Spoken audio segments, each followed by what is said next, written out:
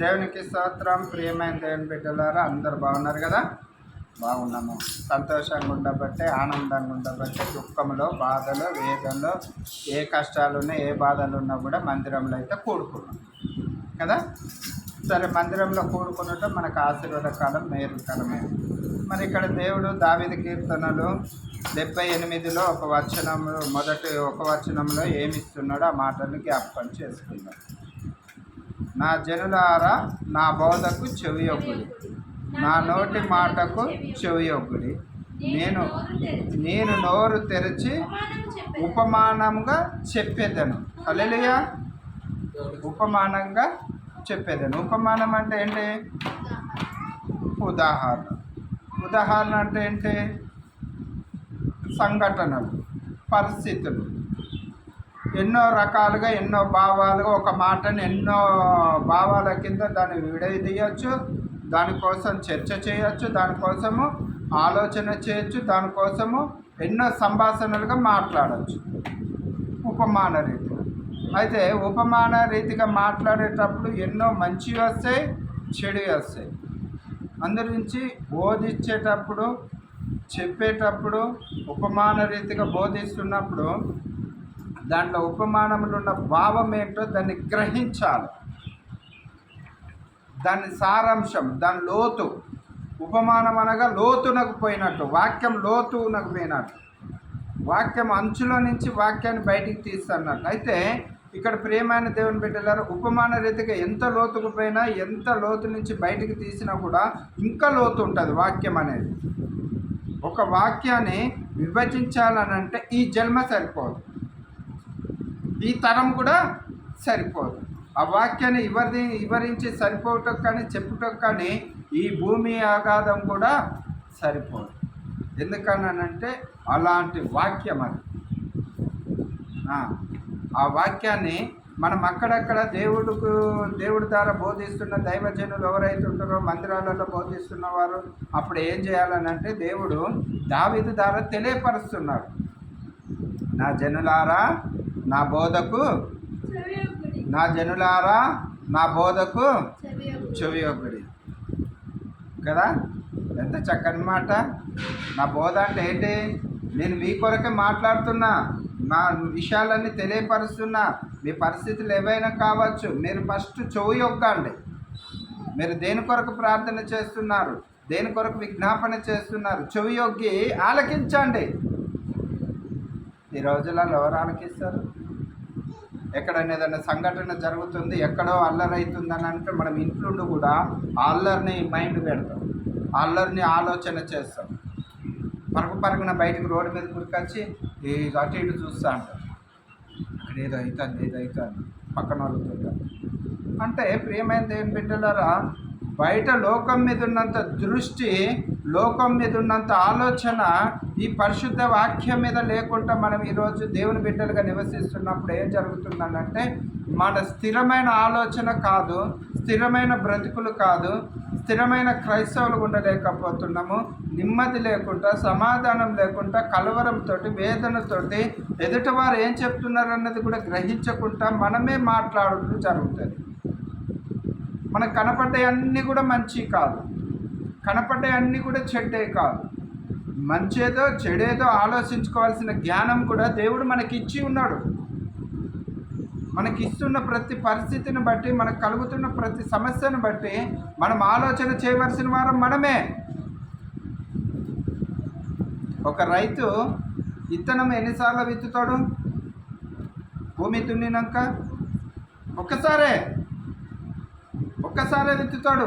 ఎన్ని ఎకరాలన్నా కానీ, ఎంత పెద్ద భూమి అయినా కానీ సాగు చేసేవాడు ఒక్కసారి విత్తనం విత్తుకుంటా వచ్చిండనంటే విత్తనం విత్తిన చోటుకి మళ్ళీ వెళ్ళాడు, ఆ నేల కాడికి వెళ్ళాడు. ఎందుకు వెళ్ళాడు అంటే ఆల్రెడీ దాంట్లో విత్తనం వేసిన అది ఫలిస్తుంది, ఏదో ఒక రోజు ఫలిస్తుంది. అయితే ఆ రైతు అప్పుడు దేని కొరకు ఆశపడి ఉంటాడు అని అంటే, తొలకరి వాన కొరకు ఆశతోటి ఉంటాడు. చినుకు పడితే గనక, ఆ భూమి మీద నానితే గనక, ఆ భూమి మీద వర్షం పడ్డట్టు అయితే ఉంటే అప్పుడు ఏం జరుగుద్ది అని అంటే, నేను వేసిన విత్తనము మొలుతుంది. అది మొలవాలనంటే ఆ విత్తనం ఏం కావాలి? ఫస్ట్ భూమి తడవాలి. భూమి తడవాలంటే ఆ విత్తనం నానాలంటే అది పగిలిపోవాలంటే ఆ విత్తనం అనేది చచ్చిపోతేనే కానీ దాంట్లో ఉన్నది బయటికి రాదు. మరి అదే రీతిగా ప్రియమైన దేవుని బిడ్డలారా, ఇన్ని సంవత్సరాల నుంచి దేవుని నమ్ముకున్నాం కదా, మన హృదయంలో నుంచి ఏ విత్తనము ఏ వృక్షం బయటకు వచ్చింది? దేవుణ్ణి నమ్మిన వారమైతే, దేవుని వాక్యం విన్న వారమైతేనేమో ఆత్మీయత విత్తనము రావాలి, పరిశుద్ధాత్మకు సంబంధించిన విత్తనం రావాలి, ఆ వృక్షము రావాలి. ఈ మందిరము తెలుసు, ఆ ఏగారు తెలుసు, ఆ సంఘస్థులు అందరూ తెలుసు. దేవుడు తెలుసు అంటే దేవుడు తెలుసు, వాక్యం తెలుసు అంటే వాక్యం తెలుసు, వాక్యాన్ని సారాంశం అంటే తెలుసు. కానీ ఎప్పుడైనా వాక్యాన్ని నెమరేసినవా? చదువుడు మట్టుకే, ఈనుడు మట్టుకే. ఈ పెదవులు ఈ నాలుకతో చదువుతున్నాము, మళ్ళీ ఈనుడు ఎక్కడ వినగలుగుతున్నాము, ఈ చెవితోటి వింటున్నాము, ఈ చెవితోటి విడిచిపెడుతున్నాం. అది మన జీవితంలో మొలకెత్తట్లే. ప్రియమైన దేవుని బిడ్డలారా, అయినప్పుడు కూడా రైతు వర్షం పడనప్పుడు కూడా ఏం చేస్తాడనంటే డ్రమ్ములల్లో ట్రాక్టర్లతోటి నీళ్లు తెచ్చుకొని వారు మొక్కకి విత్తనానికి నీరు పోసి అది ఫలించి పైకి రావాలని ఆశతోటి భూమిని చూస్తూ అంటాడు. మరి మనల్ని కూడా అదే రీతిగా దేవుడు మనల్ని ఆశీర్వదిస్తలేడా? ప్రతి విషయంలో మనకి నీరు పోస్తలేడా? నీరు అనగా ఏందనంటే ఆశీర్వాదం ఏందనగానంటే మన వ్యక్తిత్వాన్ని బట్టి ఉంటుంది. మనం పొందగలగాలి.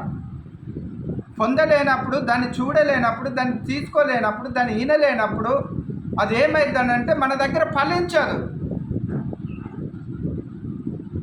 ఎందుకు ఫలించేది అని అంటే ఇక్కడ కింద అంటున్నాడు కదా, ఒక మాట చూడమ్మా, 3వ వచనం చూడు. నాకు తెలిసిన సంగతులను మా పితరులు మాకు వివరించిన సంగతులను చెప్పేదను కదా.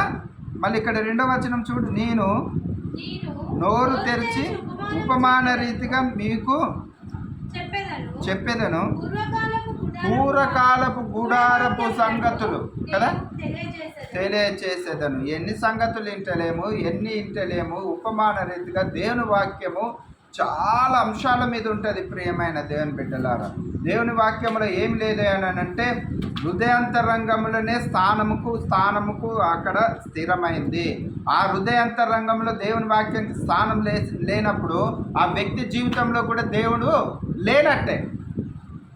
దేవుడు నీ స్వరూపం అంతట్లో ఏం కోరుకుంటున్నాడు అని అంటే నీ ఎండి బంగారం కోరట్లేడు, నీ ధనధాన్యమును కోరట్లేదు, నీ ఐశ్వర్యం కోరట్లేడు. కానీ నీ హృదయంతరంగములో నువ్వు మనిషిగా ఉన్న హృదయములో ఆ హృదయంలో స్థానము కావాలి. మనము ఎట్లా వెళ్ళాలనంటే అలంకరణ చేసుకుంటాం కదా, తప్పులేదు. దేవుడిచ్చిన అలంకరణ చేసుకోవాలి, శుద్ధిగా బట్టలు వేసుకోవాలి, శుభ్రంగా వెళ్ళాలి, పట్టు వస్త్రములు ఎత్తుక్కుంటాం, లేకుండా ఉన్నాయే ఎత్తుక్కుంటాము. ఏదన్నా ఫంక్షన్కి వెళ్ళాలని అంటే ఎన్నో మార్లు ఆ చీర ఈ చీర అని, ఈ పాయింట్ ఈ షర్ట్ అని తీస్తాము. ఏ బట్టలు వేసుకోవాలని ఒకరినొకరిని సంభాషణ చేసుకుంటాం, మంచిదే, తెలుసుకోవడం మంచిదే ప్రియమైన దేవుని బిడ్డలారా. కానీ మరి వాక్యం విషయం వచ్చేటానికి బట్టల విషయంలో తీసుకున్న జాగ్రత్త, వాక్యం విషయంలో హృదయంలో ఎందుకు తీసుకోలేకపోతున్నాము? ఎందుకు దాన్ని భద్రపరచుకోలేకపోతున్నాము? ఒక పట్టు చీర ఎటైనా ఫంక్షన్ పోయి కట్టుకొని వచ్చినాక 10,000 కావచ్చు, 20,000 కావచ్చు, 5,000 కావచ్చు. ఫంక్షన్ పోయి వచ్చినాక ఇంటికాడ ఒక తల్లి ఏ స్త్రీ అయితే కట్టుకుంటుందో ఆ తల్లి ఇష్టం వచ్చినట్టు పనులు చేస్తుందా? ఎందుకు చేయదు? ఏం పాడైపోద్ది? ఏంటిది అది? పట్టు చీర నలిగిపోద్ది. ఫంక్షన్ పేర్చినాక ఏం చేస్తుంది? జాగ్రత్తగా ఇప్పి దాన్ని మళ్ళీ మడత పెట్టి భద్రంగా దాచిపెడుతుంది. వాక్యము నీ హృదయం అనే వాక్యాన్ని నీ హృదయం అనే పలక మీద దాన్ని నెమరేసుకుంటున్నావా, దాచుకుంటున్నావా? అది దాచుకున్నప్పుడు ఏమైతుందంటే నీ జీవితానికి వెలుగునిస్తుంది, నీ మనోనేత్రాలు తెరవబడుతుంది. నువ్వు ఆత్మధైర్యంగా ఉండగలుగుతావు. నీ సమస్యకు పరిష్కారం అవుతుంది. వాక్యం నీ హృదయంలో ఉన్నప్పుడు కలవరం ఉండదు, వేదన ఉండదు, ఉరుకులు పరుగులాట ఉండదు, ఏదేదో ఆరాటాలు ఉండవు. ఎంత అవమానం తెచ్చిపెడితే తెలుసా? మన ఉరుకులు పరుగులాటలు, మన తొందరపాటుతనము, లేని దానికోసం పరిగెత్తుడు, ఉన్న దానికోసం పరిగెడుతున్నామంటే ఒక ఆనందము, ఒక సంతోషం కలుగుద్ది. ఉన్నది ఏదే అని అంటే వాక్యము, ఉన్నది ఏదే అంటే దేవుడు. ఆ దేవుడు ఎవరే అంటే నజరేయుడైన యేసు. దొరకని దానికోసం పరిగెడతాం, కాని దాని కొరకు పరిగెడుతున్నాము. పిలిస్తే పలికే వాడి దగ్గరికి రాలేకపోతున్నాం, స్వరం వినలేకపోతున్నాము. గుప్తంగా చెప్తున్నాడు కదా. ఇక్కడ చూడమ్మా, మళ్ళీ ఒకసారి చదువు. మొదట వచ్చును, నా జనుల నా బోధకు చెవి యొగ్గుడి, నా నోటి మాటలకును నా బోధకు చెవి యొగ్గుడి. మరి మనం ఎక్కడ చెవి యొగ్గుతున్నాం?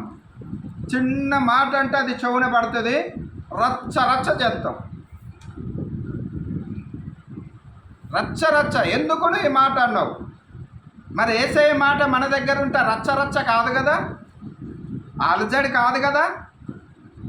ఎంత ఓపిక ఈ అబ్బాయి దగ్గర, ఈ సేవకుడి దగ్గర, ఈ అమ్మగారి దగ్గర, ఈ అయ్యగారి దగ్గర, ఈ విశ్వాసి దగ్గర, ఆ ఇంటి వాళ్ళ దగ్గర. ఇంత ఓపిక ఎక్కడిదే అని అంటే వారి దగ్గర వారి నోటి మాటలకి చెవియొగ్గి ఉన్నారు. ఎవరి నోటి మాటలకి? దేవుని నోటి మాటలకి. ప్రియమైన దేవుని బిడ్డలారా, కలవరము ద్వారా, ఆందోళన ద్వారా మనం కలవరపడి, ఇతరులను కలవరపెట్టి, సమాజాన్ని కలవరపెట్టి మనం సాధించేది ఏది లేదు. మనకంటే ముందుగా ఈ లోకము, ఈ ప్రపంచాలు దేవుణ్ణి దేవుడిగా కొలిసిండ్రు, ఒక ప్రవక్తగా కొలిసిండ్రు. నువ్వే మా దిక్కు అన్నారు. ఇదే జనులు, ఇదే లోకము ఆయనని దొంగ కింద, నేరస్తుడి కింద సిలువ వేసిండు. ఆయన ఏ మాట కూడా పలకలేదు కదా. అందరి నుంచి ఒక పాట ఉంటుంది కదా, సిలువలో సాగింది యాత్ర, కరుణామయుని దయగల పాత్ర. సిలువలో సాగింది యాత్ర, కరుణామయుని దయగల పాత్ర. ఇది ఎవరి కోసమో? ఈ జగతి కోసమే, ఈ జనుల కోసమే సిలువలో సాగింది యాత్ర, మహిని దయగల పాత్ర. పాలుకారు దేహము పైన పాపాత్ముల కొరడాలెన్నో, పాలుకారు దేహము పైన పాపాత్ముల కొరడాలెన్నో. నాట్యమాడినాయి, నడివీధిలో నడిపాయి, నాట్యమాడినాయి, నడివీధిలో నడిపాయి. నోరు తెరువలేదాయే ప్రేమ, బదులు పలుకలేదాయే ప్రేమ. నోరు తెరువలేదాయే ప్రేమ, బదులు పలుకలేదాయే ప్రేమ. ఇది ఎవరి కోసమో? ఈ జగతి కోసమే, ఈ జనుల కోసమే సిలువలో సాగింది యాత్ర,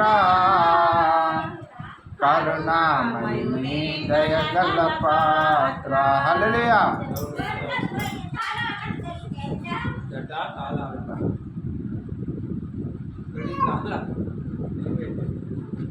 హల్లెలూయా, దేవునికి స్తోత్రం. అయితే ఇక్కడ ప్రభు సెలవిస్తున్నది ఏంటంటే, నోరు తెలియలేదు, బదులు పలకలే. ఈ రోజులలో మరి సమాజంలో ఆనాడు ప్రవక్తలని చంపిన వారు ఉన్నారు, మళ్ళీ అదే ప్రవక్తల వాళ్ళని చంపిన వారు, దూషించిన వారు, యేసు ప్రభుని దూషించిన వారు, సిలువేసిన వారు కూడా నిజమైన దేవుడు ఈయన ఒప్పుకున్న వారు ఉన్నారు, సువార్త చేస్తున్న వారు ఉన్నారు, సువార్త పరిచర్య చేస్తున్న వారు ఉన్నారు, దేవుణ్ణే నమ్ముకున్న వారు ఉన్నారు. మరి ఈ రోజులలో కలవరం ఏ రీతిగా మొదలైందంటే క్రైస్తవ జీవితాలలో ఏమి జరుగుతుందని భయపడే బదులు దేవుడు ఆనాడే పరిశుద్ధ గ్రంథంలో తెలియపరిచిండు. మీరు నా నామములో, నా సేవ నిమిత్తము, నా పరిచర్య నిమిత్తము మీరు నా నామంలో జీవించాలనుకుంటే మీకు అనేకమైన శ్రమలు కలుగుతాయి, మిమ్మల్ని జనులు నిందిస్తారు, అవమానపరుస్తారు, ఆటంకపరుస్తారు అని ఆనాడే తెలియచేసినప్పుడు మనలో ఏముండాలంటే ఆత్మవిశ్వాసం ఉండాలి, ఒక ఆత్మధైర్యం కలిగి ఉండాలి. ఏంటంటే నిరీక్షణ. దేవుడు పలకలేకనా, దేవుడు అనలేకనా, సృష్టికర్త అయిన దేవుడే ఈ మానవులు హింసించుతున్నప్పుడు మానవుల కోసం ఈ భూమి మీదకి వచ్చిన వాడు, నేను నా బిడ్డల్ని శిక్షించుట ఎలా, నా బిడ్డల్ని దోషులుగా చేసుటెట్లా, వారే ఒకరోజు ఆ తప్పు తెలుసుకునే సమయం వస్తుంది అని దేవుడు వేచి చూసిండు. ఆనాటి హింసించిన వారే ఈరోజు సువార్తికులైంది. మరి ఈ రోజులలో కూడా సేవ చేస్తున్న మనలో కూడా ఏం కావాలంటే ప్రార్థన కావాలి.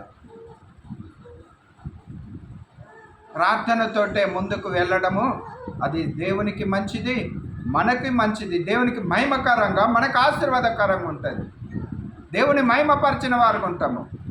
ఎంతమందితోటని మనం కొట్లాడగలుగుతాము, ఎంతమందితోటని యుద్ధాలు చేయగలుగుతాము, ఎంతమందికని సమాధానం చెప్పగలుగుతాము.